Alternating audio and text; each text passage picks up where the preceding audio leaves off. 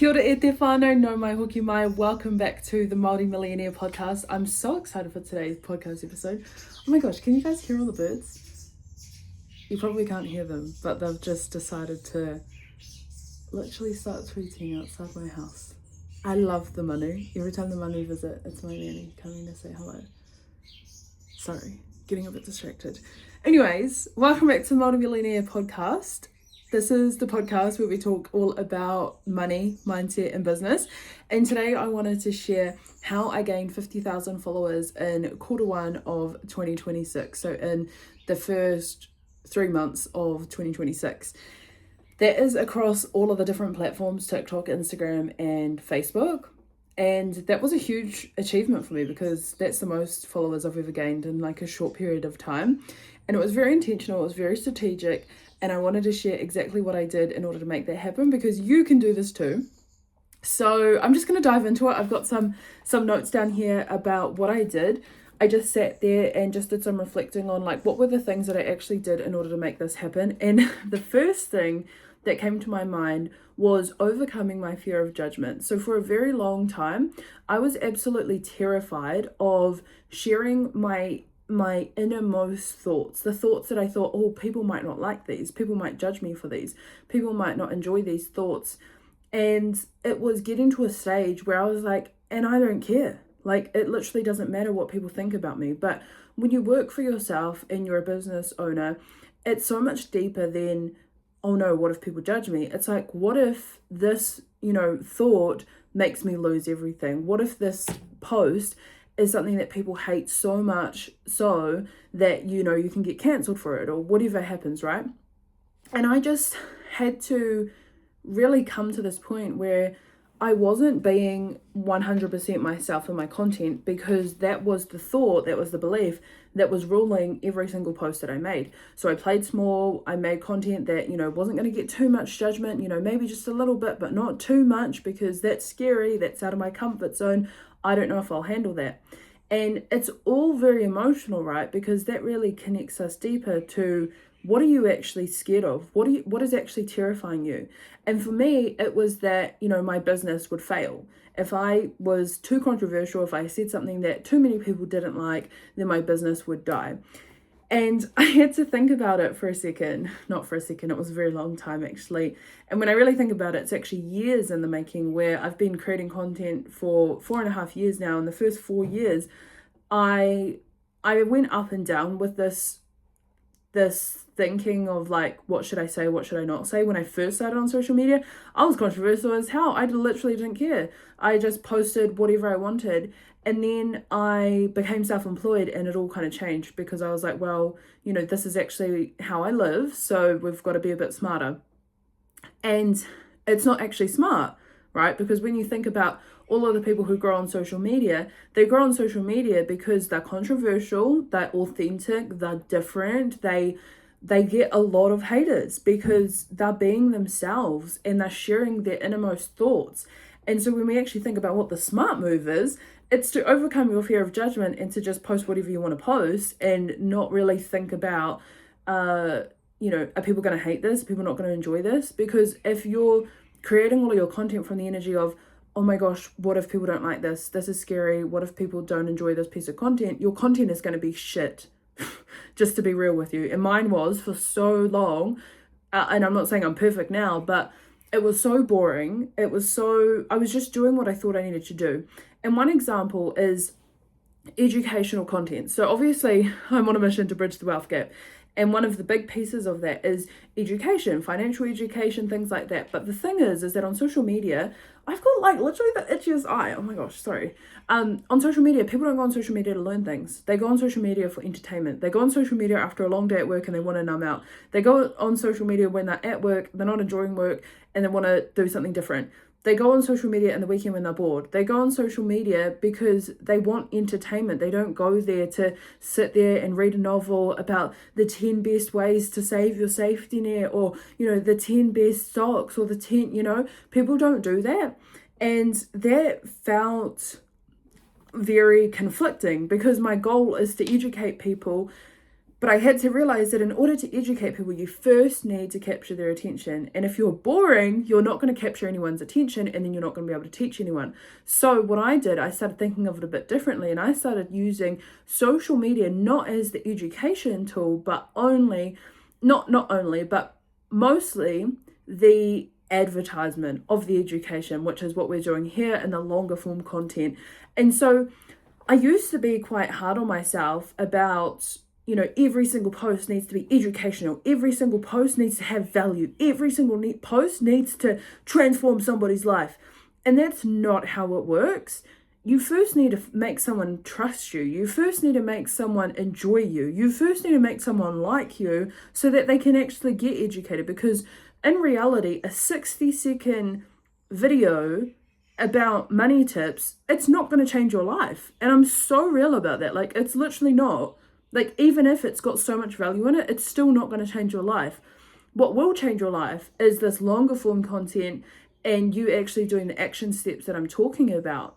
And so I started changing my mindset from like, this is the education thing, as opposed to this is the advertisement tool to pull people in for the education, which is what I do on my longer form content.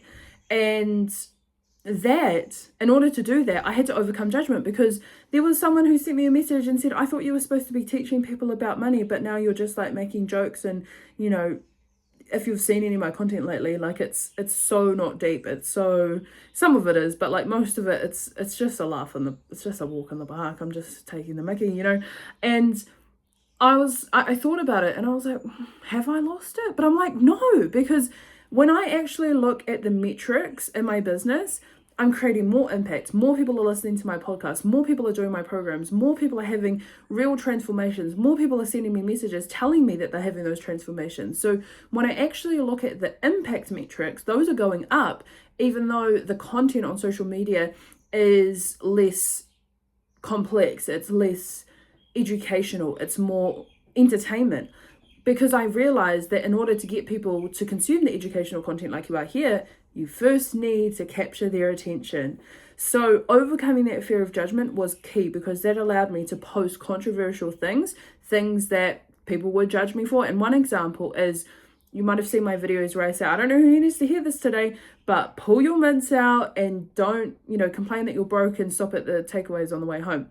And the amount of people who told me, like, this is so angry. Why do you talk like this? Why are you so mean? Why are you blah, blah, blah, blah, blah? And I'm like, I literally don't care. Like, you obviously haven't pulled your mints out. Like, come on.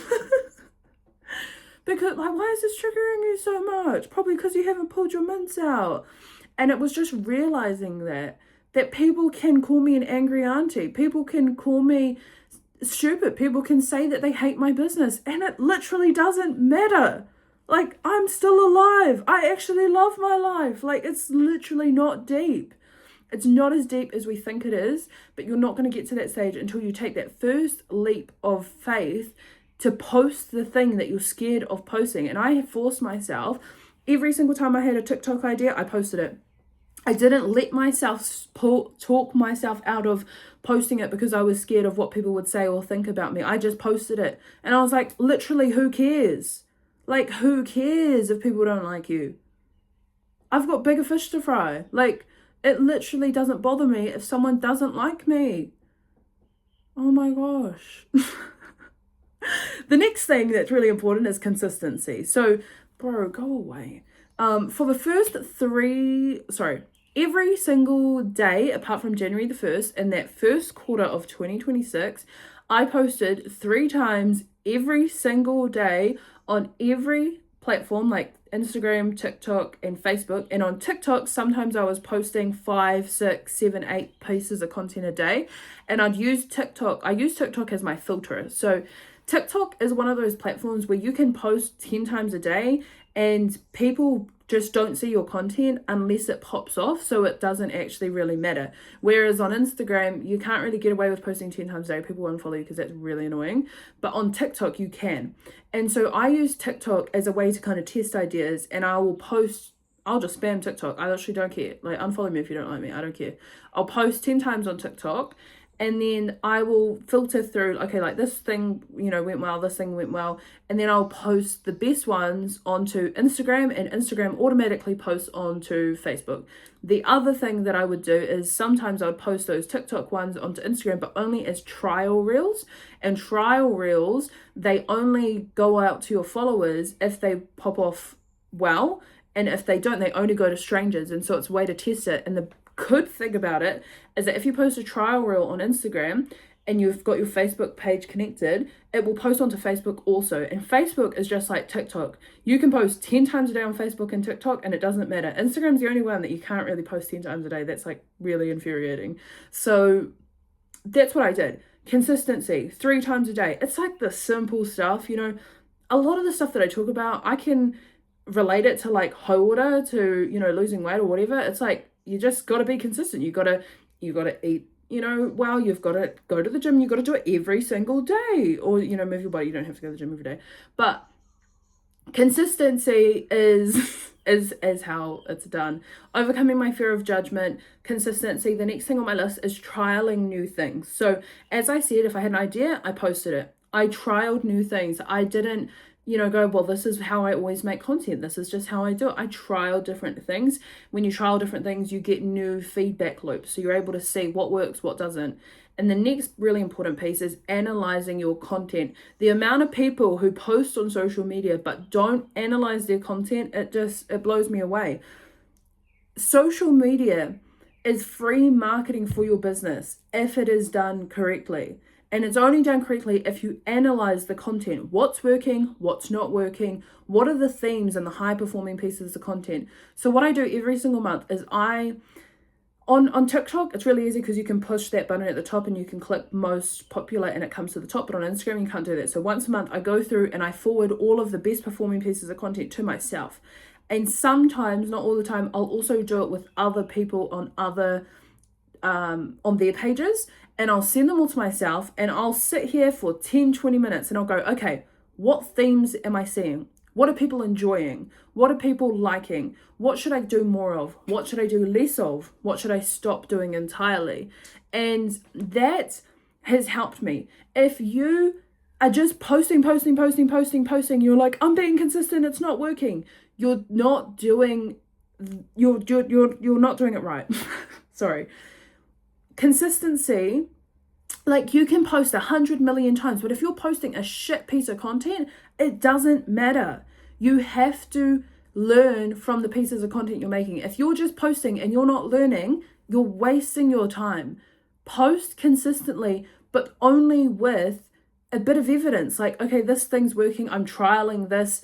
This didn't work and I'm stopping this. Just posting every single day is not going to help you unless you actually learn from what's working and what's not. You're wasting your time if you're not doing that.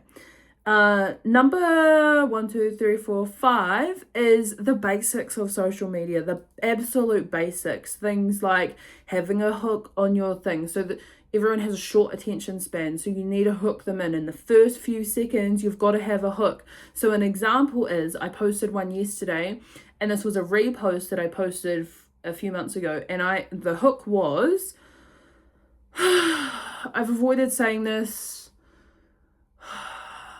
I really don't want to upset anyone. So that was the hook. And people were like, what the hell is she on about? And so they stay and they watch the rest of it. And then I, go on with the thing. So that's a hook. That means that people are like, oh, what is she going to talk about? And so they want to stop. A hook could be something controversial. A hook could be something, I don't know if you guys follow Joni, but she posted a reel, and I think her hook, I saw it this morning, was something like, I used to cry myself to work every day, or something like that. And so that's a hook. It's like, oh, why did you cry yourself to work? I want to know. And then so you keep on watching the video, right? So using hooks is really powerful. Another thing that's really important is basics of social media. Not being boring, like not using too many words, not overcrowding your screen with all these words and complicated things, like no one cares.